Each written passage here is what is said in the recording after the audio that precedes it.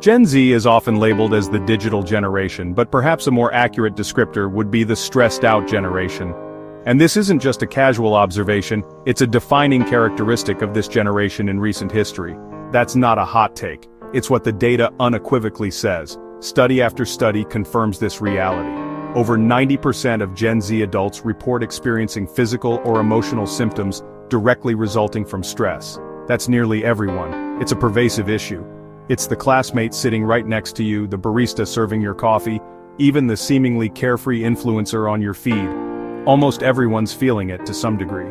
This isn't just the typical pre-exam jitters we all experience, it's a constant underlying low-level anxiety, a hum of unease that subtly colors almost every aspect of daily life. The relentless pressure to get perfect grades, to achieve academic excellence, the looming fear of crippling debt from student loans, the ever-present climate anxiety, the worry about the future of our planet, and the seemingly endless political chaos. These are the defining realities of our time.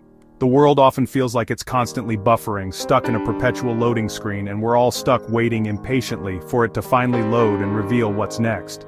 These aren't just abstract philosophical fears, they're a very real and tangible, invisible weight in our backpacks, weighing us down every single day. I remember a close friend from college. Let's call her Maya, for the sake of privacy. From the outside, she seemed absolutely perfect, a picture of success, but the immense pressure she put on herself eventually broke her down completely. And sadly, her story isn't unique, it's a common thread among our generation. We're all fluent in the language of mental health, anxiety, depression, burnout. We know the terms, but simply having awareness doesn't automatically equate to wellness or well-being. It's like knowing the recipe for a gourmet meal, but not actually having the energy or motivation to get into the kitchen and cook it. We can clearly see the storm clouds gathering on the horizon, but feel utterly powerless to stop it from crashing down upon us. So, this is our starting point, the reality we face. This is, in many ways, a silent pandemic, an epidemic of stress and anxiety. We're arguably more aware of mental health issues than any generation before us, but that increased awareness, unfortunately, doesn't automatically make dealing with these issues any easier. The people who appear the strongest and most put together are often, in reality, just the best at skillfully hiding their own internal struggles and pain. In a way, we're all holding our breath collectively, desperately waiting for some kind of relief, some kind of solution. And it's high time we start openly and honestly talking about it, acknowledging the problem, and seeking solutions together. Let's talk about the internet. It's become such an integral part of our lives, shaping how we communicate, learn, and even perceive the world around us. Because we have to. It's impossible to ignore its pervasive influence. Social media is our lifeline, connecting us to friends, family, and communities across the globe. And our trap. It can be a source of endless distraction and anxiety.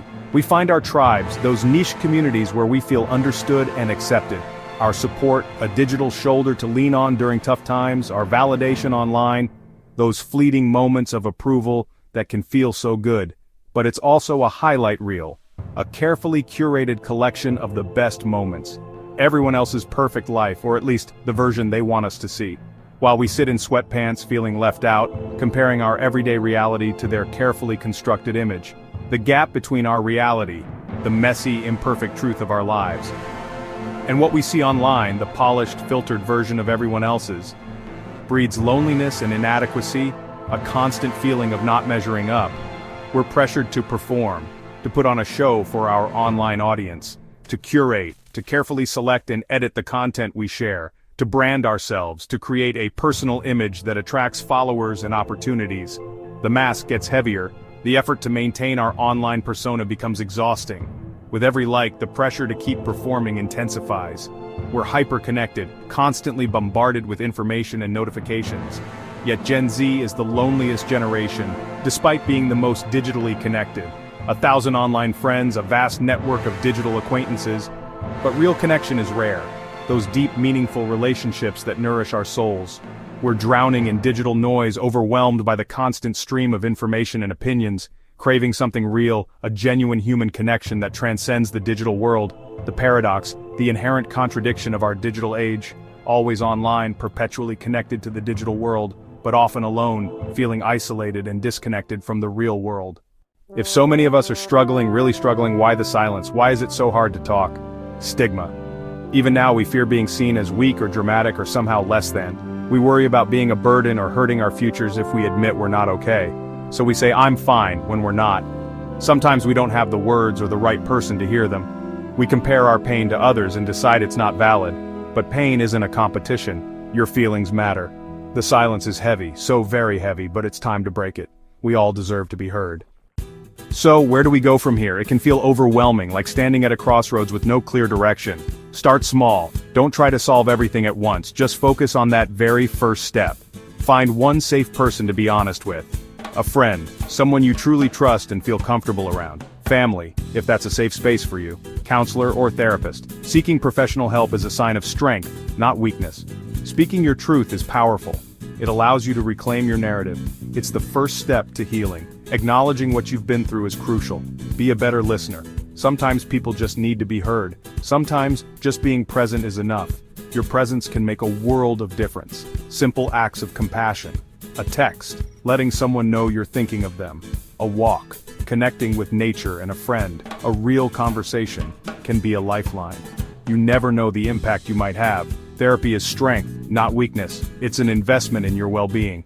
There are more resources than ever. Don't hesitate to reach out and explore what's available. Normalize seeking help. Make it a part of everyday life. It's like training for your mind. Building resilience and mental fortitude. Breaking the silence is a collective project. We all have a role to play. We're resilient, creative, and empathetic. Let's use that to build a better future. A future where mental health is prioritized. Start the conversation. Don't be afraid to speak up. Keep it going. Sustained effort is key to lasting change. Let's break the silence for good. Together, we can create a world where everyone feels safe and supported.